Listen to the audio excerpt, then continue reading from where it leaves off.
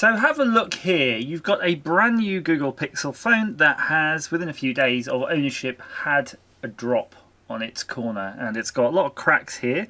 It doesn't affect the underlying digitizer and screen, fortunately, so it's still working, but you can see there's cracks radiating down this far, just generally from this corner, and I would like to stabilize it because, frankly, paying £200 now to replace a screen on a phone this young is just, and I think getting this kind of patched up would be fine for now, especially as it can live in a new case, and you know, you can get a few months out of it before it invariably gets dropped again and really broken. So, so this is a stopgap measure. Now what I did is I went on Amazon and I just had an idea to use some windshield crack repair resin, and you can buy these kits to repair your car screen if you've got any stone chips or cracks, and it's a very thin resin and it's activated by the sun, and we don't have much sun right now in the UK, so I got this thing which may or may not be utter rubbish, which is a nail curing lamp. I think that's what it was sold for anyway. It looked really big in the pictures, but it's kind of tiny now, so let's pop this out. So there you go, you've got a bunch of hopefully infrared LEDs. And if we push the button, let's see if we can make it turn on. I mean, how do we know if it comes on? It should be visible, right? Oh, I don't think it has a battery, actually. Now I'm thinking about it, I don't think it mentioned anything about having a battery. I think it actually just runs off the wire, and that's why it comes with a long one. Fortunately, I do have a USB adapter plugged in, so let's see if this works. Plug it in. Off to a bad start. There's a misalignment. Oh, we got it. Oh yeah, there you go. Oh, I don't know if you can see that on the camera. I mean, it's definitely bright. And the idea, I thought, is I could feed these chemicals in here and leave this thing to sit on there and go off for a bit. I mean, I don't know how long it'll take to cure. Doesn't matter, does it? You can do it as long as you like. Oh, crikey, that hurt my eyes. This is interesting, though. I don't think it's strong enough to erase an EEPROM, but it'd be fun to try. So the first things first is I'm going to get out the constituent parts for this kit and figure out how I'm going to clean that up first before applying. I did to try IPA alcohol and a bit of blue cloth, and I'm not going to apply too much, and I want to be very cautious not to put any blue fluff into the crack because there are some jaggedy places on it. But I'm hoping this would just get rid of any superficial surface oils and moisture. And oh, I could see a bit of paper catching there just on this edge, because that's the edge where we've lost a bit of glass, so that's the bit we were kind of cautious about actually even in use, because you can cut yourself on this. Now I did try putting it in this phone case, and what's nice about it is it has an integrated bezel and it kind of covers up most of that, so really if you can just get the worst of it sorted, you might not notice it with a screen protector on there. So just going to give that another buff, and just a little bit of a blow, and that hopefully should be good to go. Let's have a look at the instructions here. I think we're going to have to figure out why this one's got 2 bottles. I've never had a 2-bottle solution. Okay, got to admit, I can't figure out from looking through the instructions why there's 2 bottles and why they're 2 different colours. Studying them, it looks like they're both the same thing, because they both say they contain 2-hydroxyethyl methacrylate, and this one also says 2-hydroxyethyl methacrylate. Yes, acrylate, that's what they are. Both the same thing, so I'm going to go with the white one because they've always come in black vials normally. I'll just try the white vial for a change. As part of the kit also you do get those mylar strips, so I might just keep one of those handy because we might apply that later. Now when you're doing this in a car, it often requires you to flex part of the glass, so you know, if there's a crack you kind of push on it so it opens the crack so it can go a bit deeper. Now I'm not sure, mileage might vary on the phone, and again I will try to show you what I'm up to. So the first things first is I've got these cracks that are radiating down here. You might just be able to see them in the light, but I'm going to just try to put a drop of this along them and see if that will go. Yeah, I'm not saying it's really wanting to, but I will try flexing the screen. Doesn't smell like it usually smells, to be honest. Interesting. if that's the case, I'm just going to keep going. I'm just going to apply it to all of the areas then. Because the main part I'm really interested in is this cracked area here. So that's particularly horrible. You don't want to have anything jaggy that's going to catch your fingers. Oh yes, actually I can see it flexing, and I can see this material actually going in. So it is going in. I know it's kind of hygroscopic, I want to say, where you see it bubbling up like that. So that's where it could help putting this down. And you can see now that's really smoothed it out. So I'm going to just use my finger and push the bubbles out as if it's a screen protector and you're trying to... Yes. And in fact, doing that, I can see those cracks flexing, and I'm hoping through the process of those cracks flexing and then settling back down, that's giving the opportunity for this fluid to try to work its way into them a little bit. I think that's good to go. So we're going to leave that there, and I'm going to pop our light on top. There's the button. So it's on. I'm going to leave that there for probably, I'm going to guess, quarter of an hour, and then come back and see what's happened. Probably can't see it, but this actually is on, and I noticed that this goes off after about a minute, and it's on its third cycle, so this is on the 3rd minute. And the reason I'm starting to record the video now is that I noticed through gingerly messing around with this and like touching it that it did seem that potentially the resin was starting to harden. So it might not need a full half an hour. And I'm going to, after it's cured here, I'm going to move it to this corner and make sure this corner's cured as well, and then we'll check in on it. And it's just finished. So this is the moment of truth. And I'll just shine it there. You can see that's on there. Now, has it gone hard? Well, let's see if we can remove this. Hard might be overselling it. Interesting. Let's play with this bit of resin here. I wouldn't say it's hard, but it's definitely firmed up.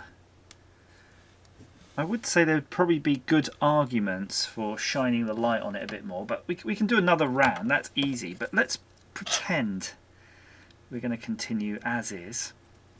So I'm going to take off this blade cautiously because it doesn't really want to come out. Oof. And you'd normally, holding the blade about 30 degrees to the object, just slide it over to cut off any residual resin, which we're doing there. I mean, obviously I can still see the cracks, but they may be better filled. Let's do that here. Now this is where it gets a bit crunchy. If you recall, we had a lot of different things going on with the glass in terms of splits. So I'm going to go parallel, I guess, or perpendicular rather, to the grain to disturb it too much. Yeah, that's kind of worked. I'll just do the same here. Now I can feel when we're getting to these cracked areas that it's wanting to catch, so you've got to be careful of that if it's going to catch stuff. But just gingerly rubbing my finger over, yeah. I mean, that has definitely filled in the edges. You can see I'm smearing it a little bit because I'm not entirely sure it's totally cured, but that has worked. I'll try to zoom in so you can see a piece there where it's actually built up. So you can see that bit is actually higher than the surrounding area because there would be a drip or something there underneath that plastic film. So you can build it up. I might apply another layer to this and then have another go at scraping it. Look at that. I was actually able to shape that. Yes, if you can shape it and you can polish it, then I think this will be a viable way to stabilize a screen for sure. Ooh,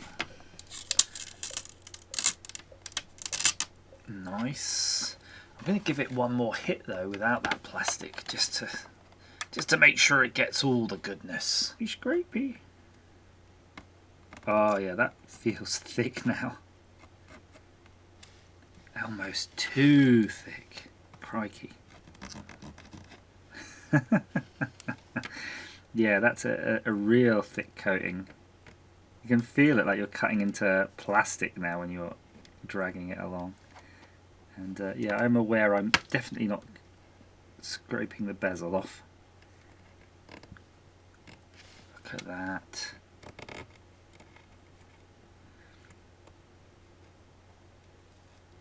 Oh, ooh, I managed to get that quite a lot going on in that edge without too much crunchy feeling, so hopefully it has filled up a lot of those glass shards. There should be enough in that bottle to do a whole bunch of these though. You know, you wouldn't have to feel scared when you're trying it. You've got plenty to do several rounds, and that probably is the best way to do it, just to build it up in lots of smaller layers.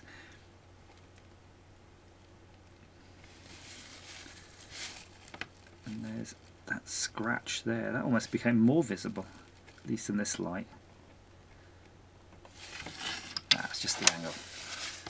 Okay, so I've got to decide now if I'm going to keep working this corner, or at some point if I'm just going to call it a day. But yeah, you can see from the way the blade is going through that you're just cutting plastic at that point. The issue you have with some of these is you've got this curve on this particular screen, which isn't particularly helpful in what we're trying to do, but I think you can just keep moulding it with a knife.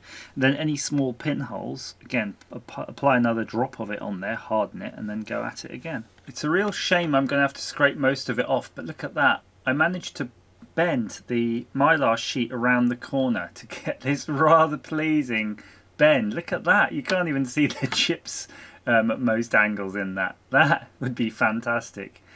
I think the only way to do it is if you cover the entire screen in resin, which might be possible, but you'd need a bigger piece of mylar to do it. Yeah, look at that though. It's definitely achievable.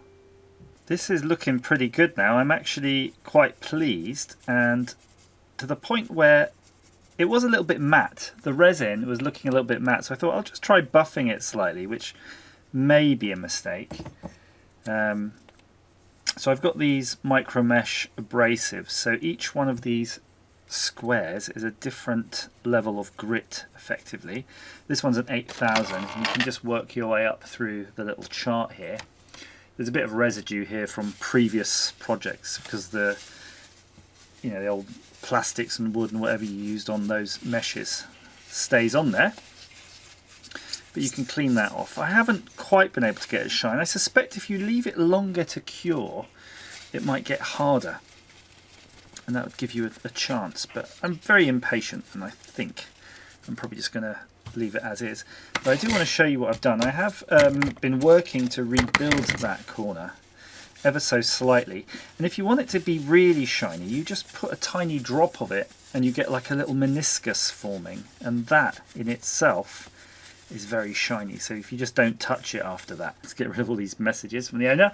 So you can see actually you can see the cracks, don't get me wrong, you can see them at the right light, but face on they're actually very difficult to see. I don't know if you can, the effect on camera is the same, but face on they're actually very difficult to see. But on my finger now, when I go around this area, I don't feel it at all. They actually are quite smooth.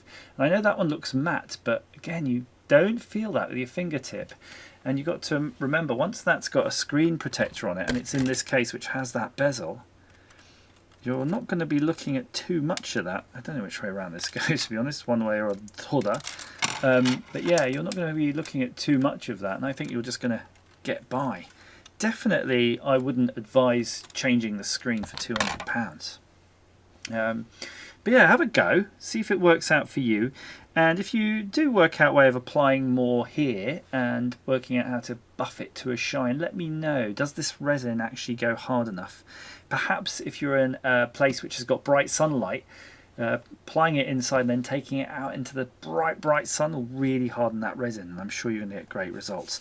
But for me, for the £6 for the resin and £4 for that UV thing, so for a tenner, definitely worth a tenner in trying. I actually have got it in the case and I've put on the screen protector, and again, I know it's probably hard to see, but it works really well, and to the point where the screen protector actually has applied properly. So even though there was chips and holes and glass and shards, the glue has definitely filled up all those gaps, and the actual protector is sitting nicely in there. Yeah, job done. Hope that's some use to you. Please like, share, subscribe, comment down below, meet me on my Discord, and as ever, thank you for watching.